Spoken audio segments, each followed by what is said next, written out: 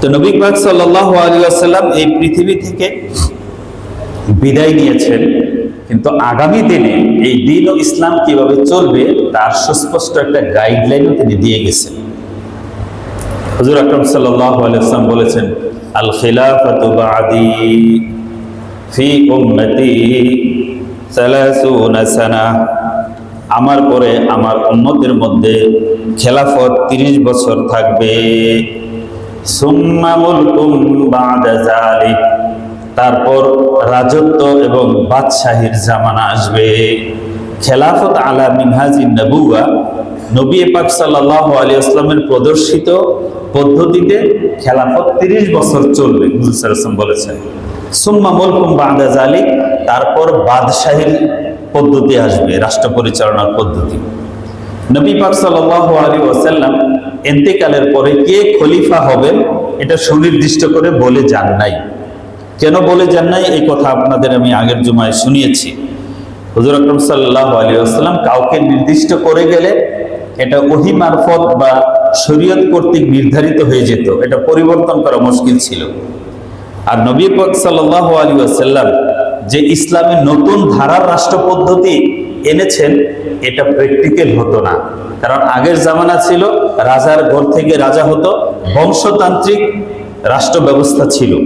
রাসূলুল্লাহ সাল্লাল্লাহু আলাইহি ওয়াসাল্লাম একটা রাষ্ট্র ব্যবস্থা পৃথিবীতে প্রবর্তন করেছেন নতুন, যেখানে বংশতান্ত্রিক নয়, যেখানে এই ব্যক্তির ইচ্ছাই সব বড় না, রাষ্ট্রপ্রধানও আইনের অধীন, জনগণও আইনের অধীন।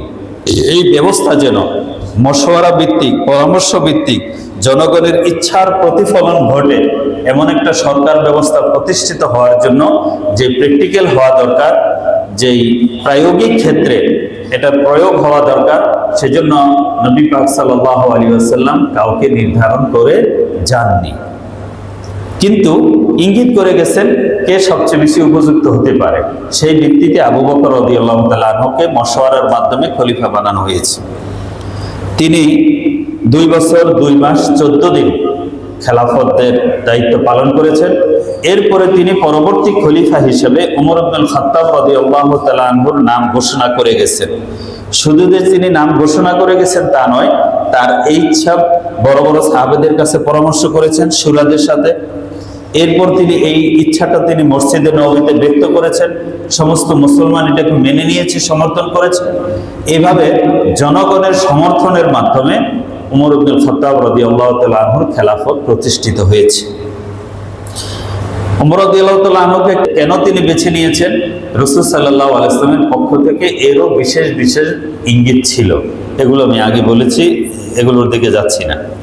এভাবে ওমর রাদিয়াল্লাহু তাআলা আনহু 10 বছর 6 মাস 4 দিন ওমর রাদিয়াল্লাহু তাআলা আনহু খেলাফতের দায়িত্ব পালন করেছে।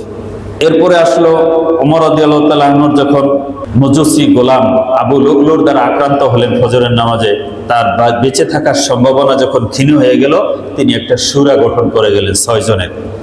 এই 6 জনের সূরার মাধ্যমে জনগণের মতামত যাচাই করে গোপনে জনগণের মতামত নিয়ে ওসমান ইবনে আফফান রাদিয়াল্লাহু তাআলা আনহুকে খলিফা হিসেবে নির্ধারণ করেন। তিনি 11 বছর 11 মাস 18 দিন খেলাফতের দায়িত্ব পালন করেছেন। এই ওসমান রাদিয়াল্লাহু তাআলা আনহুর যুগ জামানা পর্যন্ত চতুর্দিকে ইসলামের বিজয় আর বিজয়, বিজয় আর বিজয়, একেবারে মরক্কো পর্যন্ত, এদিকে উপমহাদেশের সিন্ধু নদ পর্যন্ত, ওদিকে স্পেন পর্যন্ত, ইউরোপ পর্যন্ত, চতুর্দিকে ইসলামের জয়গান, ইসলামের বিজয় কেতন ছড়িয়ে পড়েছে। ইহুদিরা যারা মুসলমানদের ঘোর শত্রু ছিল এবং খ্রিস্টান পৌত্তলিক কোনোভাবেই মুসলমানদেরকে সামরিকভাবে পরাজিত করবে, তাদের মোকাবেলা করবে, এই সাহসটুকুও তাদের ওই সময় ছিল না। কিন্তু ইহুদি জাতি আপনারা জানেন যে এরা পৃথিবীর মধ্যে সবচেয়ে দুষ্টু জাতি, সবচেয়ে মানুষের ক্ষতিকারক প্রাণী যদি পৃথিবীতে থেকে থাকে এলো ইহুদি জাতি। এরা চিন্তা করলো যে মুসলমানদের এই অগ্রযাত্রা, মুসলমানদের এই সুসংহত রাষ্ট্র ব্যবস্থার বিরুদ্ধে কি করা যায়, বুদ্ধিভিত্তিক ইন্টেলেকচুয়াল কোনো পদ্ধতি কি বের করা যায়। তখন তারা চিন্তা করলো যে আমরা মুসলমান হয়ে, মুসলমান সেজে, মুসলমানের ভিতরে ঢুকে ইসলামের মধ্যে এই বিরোধ কিভাবে তৈরি করা যায় সেটা আমরা খুঁজব। এই লক্ষ্যেই ইয়ামানের সানা নামক এলাকার এক ব্যক্তি, সে ইহুদি আলেম ছিল, যার নাম আব্দুল্লাহ ইবনে সাবা। সে মুসলমান হয় ওসমান রাদিয়াল্লাহু তাআলা আনহুর জামানায় মদিনায় এসে ওসমান রাদিয়াল্লাহু তাআলা আনহুর হাতেই বায়াত করে মুসলমান হয়। মুসলমান হয়ে মুসলমানদের বিরুদ্ধে কি কি করা যায় বিভিন্ন রকম চেষ্টা মদিনায় সে করেছে। প্রথমে সে ব্যর্থ হয়। ওসমান রাদিয়াল্লাহু তাআলা আনহুকে বলেছিল, আমাকে কোনো দায়িত্ব দেন, কোনো একটা ক্ষমতা পদ দেন। তিনি তাকে দেন নাই। ইসলামে পদ চেয়ে নেওয়া ব্যক্তিকে পদ দেয়া হয় না। পদ চেয়ে নেওয়ার মধ্যে কোনো উদ্দেশ্য থাকে। মুসলমান পদ থেকে দূরে থাকতে চায়, কারণ পদ একটা জিম্মাদারি, দায়িত্ব। দায়িত্ব মানে জবাবদিহিতা, দুনিয়ায়ও জবাবদিহিতা, আল্লাহর কাছে জবাবদিহিতা। এই জবাবদিহিতার বোঝা মানুষ স্বেচ্ছায় সাথে নিতে চায় না। তার পিছনে যদি মতলব থাকে তখনই সে আগ বেড়ে নিতে চায়। ওসমান রাদিয়াল্লাহু বললেন যে এত মতলব খারাপ। যাই হোক, ওসমান রাদিয়াল্লাহু জামানায় সে মদিনা থেকে আর সুবিধা করতে না পেরে সে চলে গেছে বসরায়। বসরায়ও কিছু অনুসারী তৈরি করেছে, সেখানকার খলিফা তাকে বের করে দিয়েছে, সে গেছে তারপরে কুফায়। কুফায় কিছু অনুসারী সে তৈরি করেছে। কুফায়ও যখন তার এই ষড়যন্ত্র এবং ইসলাম বিরোধী মতবাদ প্রায় মহামারী আকারে ধারণ করার পরিস্থিতি তৈরি হয়েছে, সেখানকার খলিফা তাকে বের করে দিয়েছে। সে চলে গিয়েছিল সিরিয়ায়, শাম দেশে। সেখান থেকে মুআবিয়া রাদিয়াল্লাহু তাআলা আনহু যখন তার এই পরিস্থিতি, তার ইসলাম বিরোধী ষড়যন্ত্রমূলক কথা ছড়িয়ে পড়তেছিল, তার এই খারাপি দেখে তাকে সেখান থেকে বের করে দেয়। সে চলে যায় মিশরে। মিশরে যে মোটামুটি একটা বাহিনী গঠন করে, সেই মিশর থেকে, কুফা থেকে, বসরা থেকে তার অনুসারীদেরকে নিয়ে মদিনায় এসে সে বিরাট বড় আন্দোলন খাড়া করে ওসমান রাদিয়াল্লাহু তাআলা আনহুর বিরুদ্ধে। বিভিন্ন রকম অভিযোগ, স্বজনপ্রীতি, এই সেই, যেগুলো একটা সরকারের বিরুদ্ধে স্বাভাবিকভাবে মানুষ করে থাকে। এভাবে বলে যেগুলো ছিল সবই মিথ্যা। ওসমান রাদিয়াল্লাহু তাআলা আনহু তাকে ডেকে তার সমস্ত অভিযোগের জবাব দিয়েছেন, মিথ্যা প্রমাণিত হয়েছে। এরপরে সে অভিযোগ করলো যে আলী বেঁচে থাকতে, রাসূল সাল্লাল্লাহু আলাইহি ওয়াসাল্লামের জামাতা আলী বেঁচে থাকতে রাসূলের বংশধর ওসমান কেন খলিফা হবে? মিশরের কিছু লোক এগুলো কবুল করেছে। অথচ বিষয়টা কি? আলী রাদিয়াল্লাহু তাআলা আনহু যদি রাসূল সাল্লাল্লাহু আলাইহি ওয়াসাল্লামের মেয়ের জামাই হয়, তাহলে ওসমান রাদিয়াল্লাহু তাআলা আনহু তো দুই মেয়ের জামাই, তাই না? আলী রাদিয়াল্লাহু তাআলা আনহু যদি চাচাতো ভাই হয়, ওসমান রাদিয়াল্লাহু তাআলা আনহু রাসূল সাল্লাল্লাহু আলাইহি ওয়াসাল্লামের ফুফাতো ভাই। এক দাদার এক ছেলের ঘরের সন্তান আলী রাদিয়াল্লাহু তাআলা আনহু, একই দাদার মেয়ের ঘরের সন্তান ওসমান রাদিয়াল্লাহু তাআলা আনহু। তো রাসূল সাল্লাল্লাহু আলাইহি ওয়াসাল্লামের ঘনিষ্ঠতার দিক থেকে, আপন হওয়ার দিক থেকে কেউ তো দূরে না। কিন্তু ওসমান, এই শিয়ারা দেখবেন, এই আব্দুল্লাহ ইবনে সাবার গোষ্ঠী আলী রাদিয়াল্লাহু তাআলা আনহুকে তারা খুব বড় হিসাবে প্রতিষ্ঠিত করে, আবার অপরদিকে ওসমান রাদিয়াল্লাহু তাআলা আনহুর তারা বিরুদ্ধে যত অপপ্রচার চালায়। ওসমান রাদিয়াল্লাহু তাআলা আনহুর বিরুদ্ধে তাদের বই পুস্তকে দেখবেন। তো আলী রাদিয়াল্লাহু তাআলা আনহুকে যদি এত উপরে বাড়ান, তাহলে ওসমান রাদিয়াল্লাহু তাআলা আনহুকে ফেল না?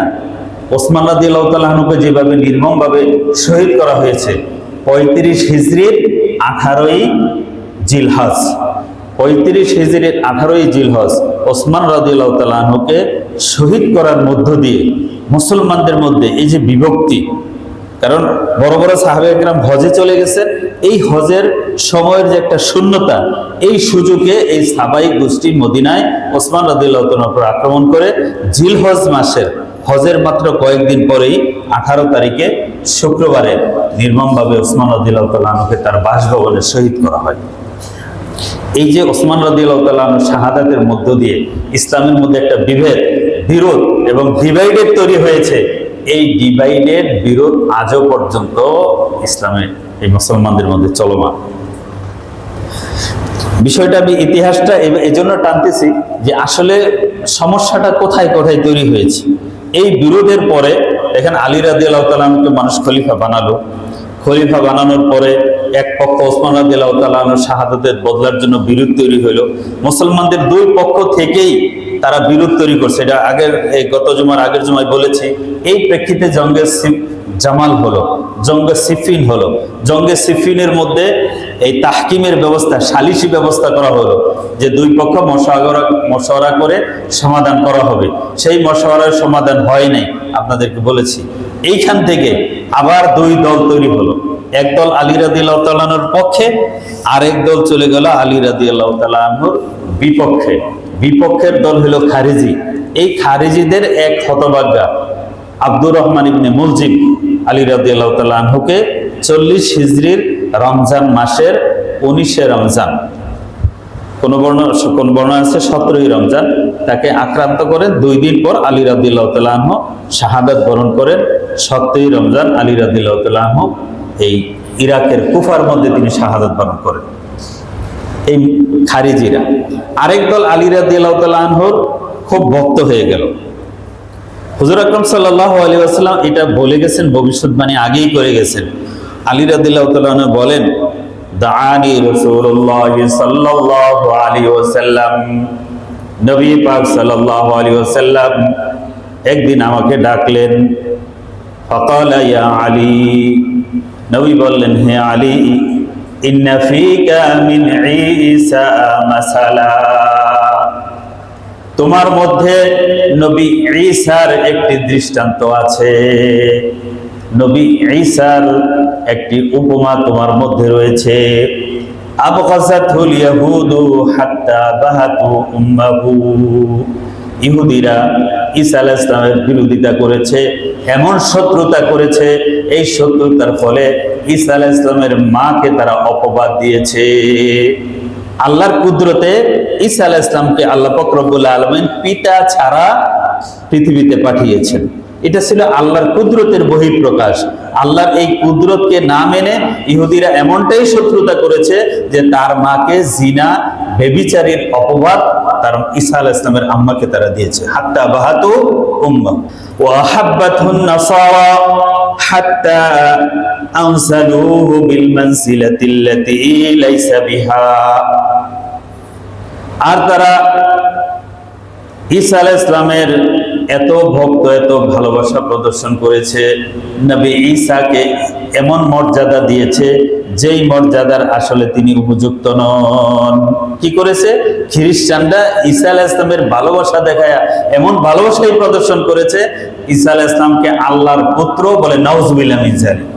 এমনকি আল্লাহ বা খোদার একটা অংশ, পার্ট হিসাবে, আল্লাহ হিসাবে তারা রব হিসাবে তাকে সাব্যস্ত করেছে।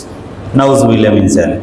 তো ঈসা আলাইহিস সালামের ব্যাপারে যেরকম 2 দল, এক দল চরম শত্রু, এক দল চরম ভক্ত, তোমার ব্যাপারেও এরকমটা ঘটবে। এই উদাহরণ নবী করিম সাল্লাল্লাহু আলাইহি ওয়াসাল্লাম আলী রাদিয়াল্লাহু তাআলা আনহুকে আগেই দিয়ে গেছে। আলী রাদিয়াল্লাহু তাআলা আনহুর জীবদ্দশায় তাই ঘটেছে। এবং আলী ইবনে আবি তালিব রাদিয়াল্লাহু তাআলা আনহু বলেছেন, আমার অতি ভক্তিতে একদল ধ্বংস হবে, আবার আমার শত্রুতা করে একদল ধ্বংস হবে।